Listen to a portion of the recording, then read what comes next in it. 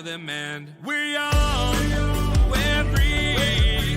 Summer's begun, so come around with me. Yeah, we're young and we're free. It's time to lead us down and go swim in the sea. 20-something just don't feel right. How the hell can we sleep at night? It's time to kiss our childhood goodbye. We're 20-something, so enjoy the ride. Good evening, everyone, and welcome to the 8th episode of 20-somethings. My name's Ryan. I'm here with Maddie, Griffin, Aiden I, and Aiden F, and I'm very tired, so forgive me if I misspeak. We're going to jump straight into today's episode and today's topic. So first, we're going to start with the Narragansett three-person ordinance. So for a little background, in spring of 21, the Council of Narragansett voted in a 3-2 vote approving the three-person ordinance, which caps the number of students allowed to live in a single-family household in Narragansett to 3.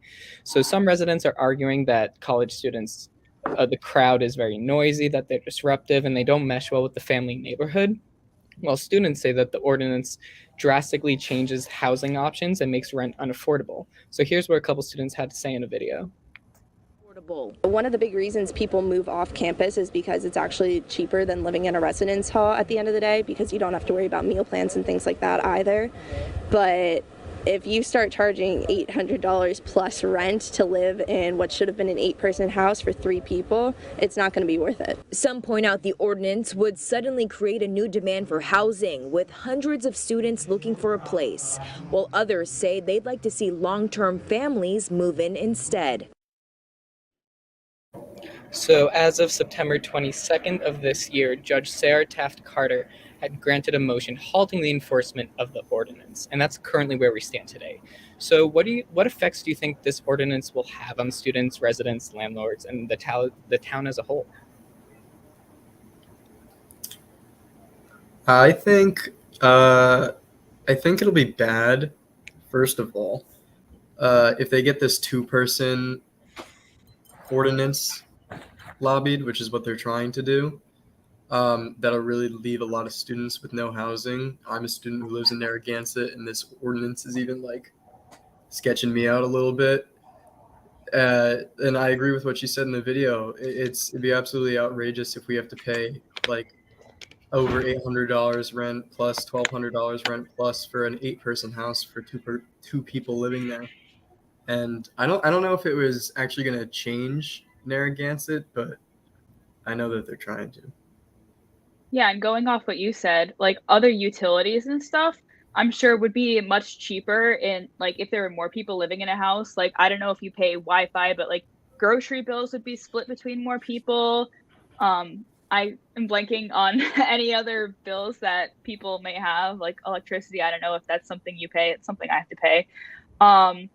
But it seems like from that video that they were mainly doing it to get families living in these homes, which still, like, that's a pretty big house to, like, for a family, unless it's a big family. But it's not fair for these students who are moving away from home, like, if from different states, and URI doesn't have that, like, enough room for all these students, and all these students are going to have nowhere to live.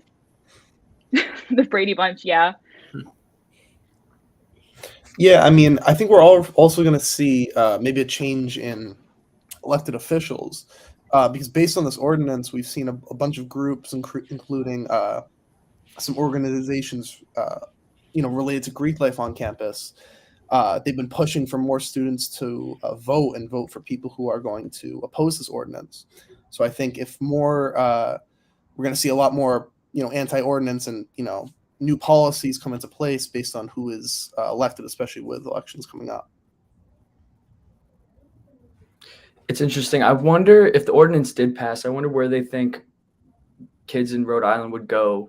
And like all we have is Narragansett. Driving farther away would make it much harder to get to school. I wonder where we would have to go elsewhere, Because no way Kingston is big enough for all of us. Exactly. Like they just have to accept that this is like a college town. Yeah. It is what it is. I mean, it's been a college town for a long time. And I don't know if this has been a thing that the people of Narragansett have been wanting to do for a long time, but I don't know why they can expect it's just going to suddenly change and nobody's going to be pissed off about it. This seems like it's left over from COVID, unfortunately, and they're trying to keep this going. And like Aiden F said earlier, there is now a proposal for a 2-person ordinance. So we'll have to wait and see how this shakes out in the future, although it's currently on hold. But let's move on to our next topic. So Alaska just recently canceled the annual snow crab season due to a significant decrease in the population of snow crabs over the past couple of years. CBS has a recap on it, so let's take a look. An estimated 1 billion crabs mysteriously disappeared in just 2 years. That's a 90% plunge. Where have the snow crab gone? Did they run up north to get to that colder water? Did they completely cross across the border? Did they walk off the continental shelf on the edge there of the Bering Sea? We don't know. The first reaction was, is this real? You know, we looked at it, was almost a flat line. As a researcher with the Alaska Department of Fish and Game, Let's see what we've got for crab. it's Ben Daly's job to monitor the health of the state's fisheries, which produce 60% of the nation's seafood. His team is now investigating where the crabs have gone. But we're trying to look for causes. Disease is one possibility. Environmental conditions are changing rapidly. We've seen some warm conditions in the Bering Sea the last handful of years, and we're seeing a response in a cold-adapted species. So it's pretty obvious that this is connected.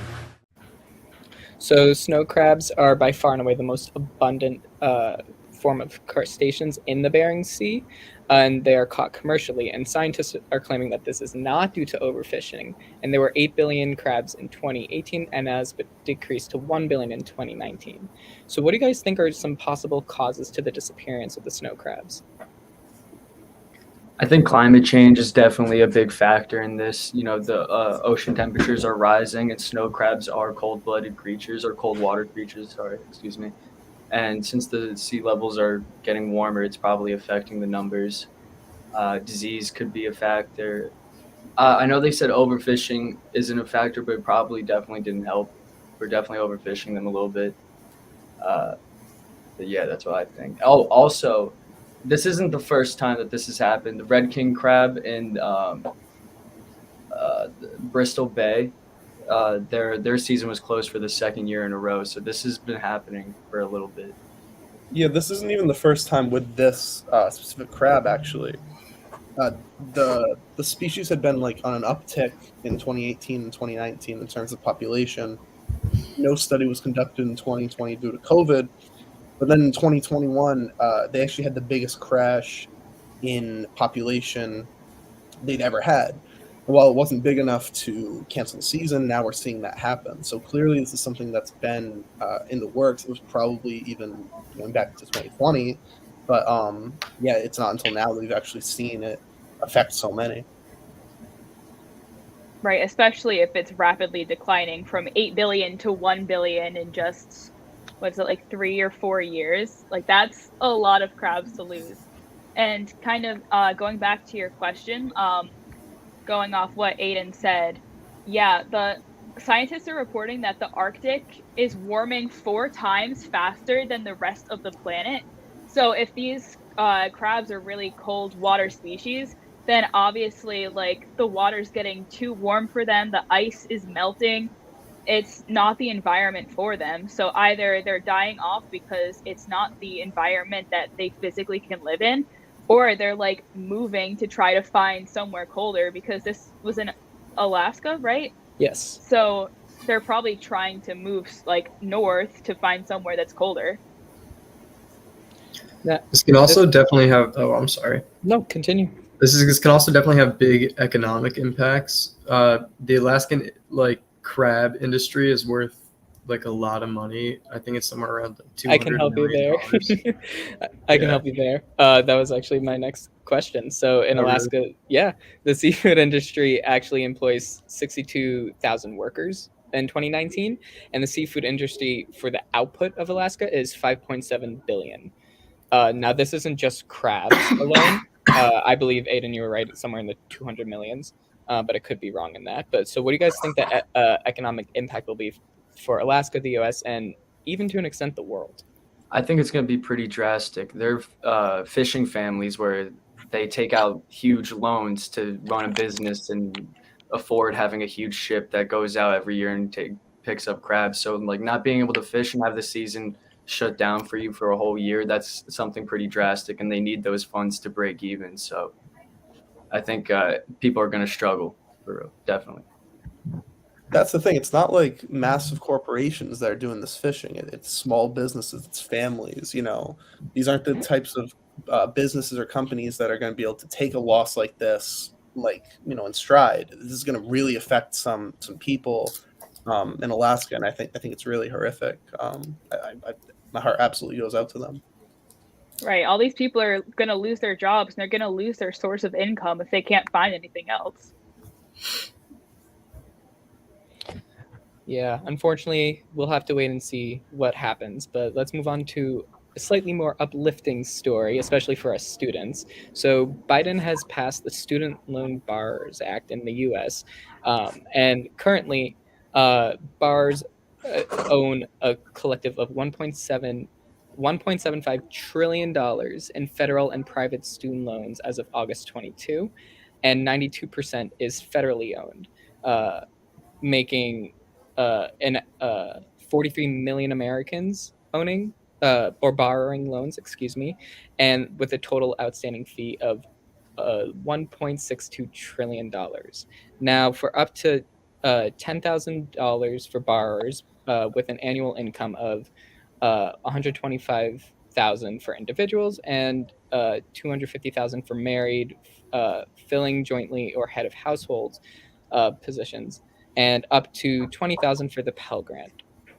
Sorry if that didn't make any sense with my statistics, but the beta application just released a couple days ago, with the official one coming out later this month. So rather than propping a question, let's just have an open discussion about what you guys think, why you guys think this took so long, the impact for students long term, and how do you guys feel about this as a student?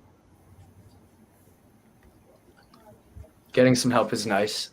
I hope it's successful. I hope the test goes well. I don't know what that really means, beta test, but that just means that like the application process. Okay. Currently, there's a beta to see like how many people are going to apply, what the application looks like, what the forgiveness is going to be for certain people. Like the actual application to apply for student loans is coming out later this month. Okay, yeah.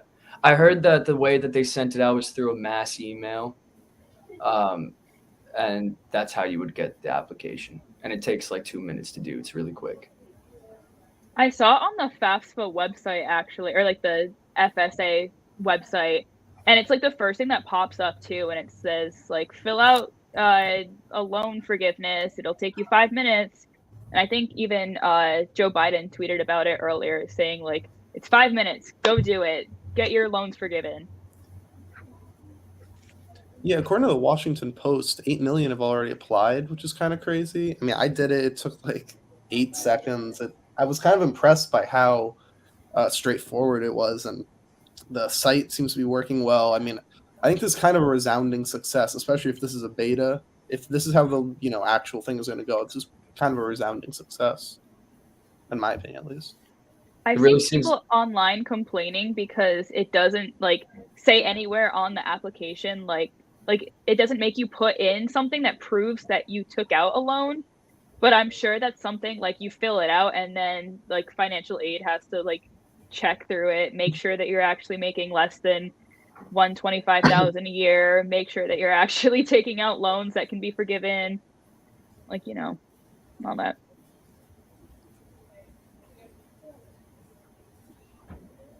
Yeah, so it's very exciting to see that finally we can get a little weight off our chests going forward, and maybe we won't have this economic strain on us moving forward. But that is all the time we have for us today. This is 20 something signing off.